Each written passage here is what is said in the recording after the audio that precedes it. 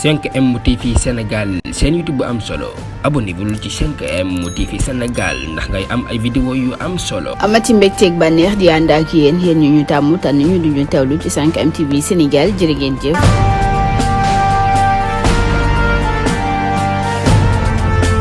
mbokk yi siifur 5M TV Sénégal dal leen ak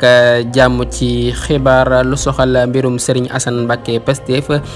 mi ñu tegoon loxo rek ci manifestation yi Mbacké yi ak ñamu àndal ñu ràññee ci ka nga xam ne rek moo di ab rakam di Serigne Abdou Lahad Mbacké ñu tegoon ko loxo rek moom ak Serigne Assane Mbacké ak ñamu àndaloon. ki nga xam ne rek moo di Serigne Moustapha Diouf Lambaye joxe ab xibaar ci Mouhalim TV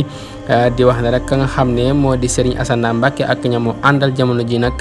ñu ngay dund lu metti ca biir kaso ba jamono ji nag dañ leen a quarantaine lu toll ci 1 mois ferme yoo xam ne rek kenn du leen mën a gis moo xam seen mbokk la moo xam ku mu mën di doon du mën a gis ñi nga xam ne rek ñoom la ñu quarantaine moo di Serigne Assane Mbacké ak ñamu àndal jamono ji nag ñuy wax ak yéen ka nga xam ne rek moo di Serigne Moustapha Diouf Lambaye di leeral di wax ne rek Serigne Assane Mbacké nag ñu ngi koy teg lu nekk loo xam ne rek jaadiwul benn yoon dem nañ sax ba tere ko la nga xam ne rek moo di wuyu téléphone moom Serigne Assane Mbacké di ko summi loolee kaddu Serigne Moustapha Diouf Lambaye la bokkee fa fecc Pastef Serigne Moustapha Diouf Lambaye nag di wax ne ka nga xam ne moo di Serigne Assane Mbacké ak ñamu àndal ñu ngay dund lu métti ca biir kaso ba Serigne Assane Mbacké nag moom nag ma ngay wax ne sax lañu ko jàppee jaadiwul benn yoon parce que nag moom ñëwul di manifester dañu ko war rek mu ñëw dafa ànd ak Ousmane Sonko jiitli ak moom ñu kar ko jàpp ko kon nag moom deful lenn loo xam ne rek war naa tax ñu jàpp ko Serigne Moustapha Diouf Lambaye mooy wax ba tey di wax ne ki nga xam ne moo di Serigne Assane Mbacké nag lañu ko jàppee jaadiwul benn yoon parce que dañu ko kar ci ab convoi boo xam ne rek da ko def ak Ousmane Sonko jiitli ak oto Ousmane Sonko bi nag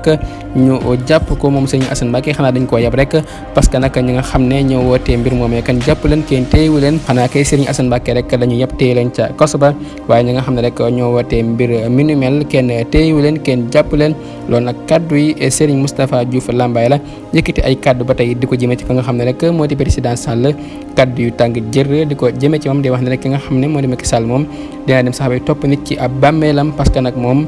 daa mayu nit ñi jàmm daa munta may nit ñi jàmm loolu nag kaddu yi Serigne Moustapha Diouf Lambaye la